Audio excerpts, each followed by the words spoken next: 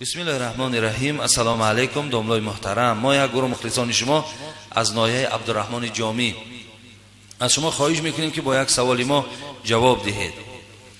خب عبدالرحمن جامی حاضر همین غازی ملیک هم فکرم چی هست؟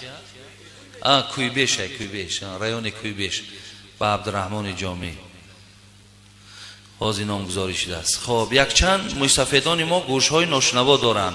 اگر در وقت امر معروف کردن نمیشنوند برای آنها تسبیح زدن اجازت هست یا نه؟ التماس سوال ما را جواب دهید. گروه مخلصان شما.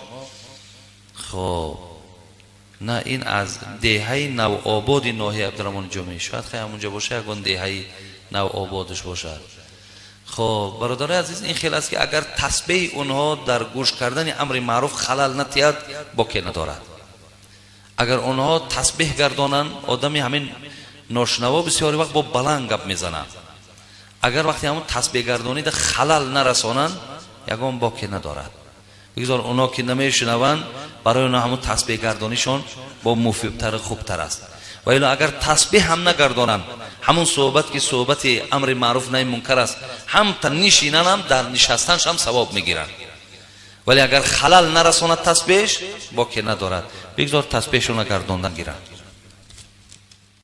بسم الله.